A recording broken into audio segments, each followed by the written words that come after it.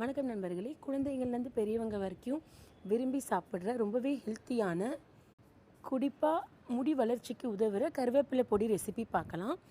3 கைப்பிடி அளவு கருவேப்பிலை 2 தடவை அலசிட்டு துணியில் நல்லா ஈரம் போக தொடச்சி எடுத்துக்கோங்க. ஒரு ஆளாக்கு வெள்ளை உளுந்து, உங்ககிட்ட கருப்பு உளுந்து இருந்தால் இன்னும் பெட்டர். மீடியம் ஃப்ளேம் இல்லைனா லோ ஃப்ளேமில் வச்சுட்டு கைவிடாமல் வறுந்துட்டே இருக்கணும். நல்லா மணம் மாறி கோல்டன் ப்ரௌன் ஆனதுக்கப்புறம் 7லேருந்து 8 காஞ்ச மிளகாய், 10 பல் பூண்டு வேணால் நீங்கள் தட்டி சேர்த்துக்கலாம். இந்த உளுந்து வறுபட்ட சூடுலேயே இந்த மிளகாய் பூண்டுலாம் வறுபட்டுரும். இப்போ நம்ம கழுவி நல்லா தொடச்சி வச்சுருக்கிற 3 கைப்பிடி கருவேப்பிலை சேர்த்துக்கோங்க. நீங்கள் வேணும்னா உங்கள் டேஸ்ட்டுக்கு ஏற்ற மாதிரி இன்னும் 2 கைப்பிடி கூட கருவேப்பிலை எக்ஸ்ட்ரா சேர்த்துக்கலாம். இது நீங்கள் ஒரு மாதம் இல்லை 2 மாதம் சாப்பிட்டிங்கன்னா ஹேர் க்ரோத்தில் நல்ல டிஃப்ரென்ஸ் தெரியும். இந்த அளவுக்கு 2 டீஸ்பூன் கல்லுப்பு, 1/4 டீஸ்பூன் பெருங்காயத்தூள் சேர்த்துருக்கேன். கடைசியாக 1/4 ஆளாக்கு பொட்டுக்கடலை சேர்க்கணும்.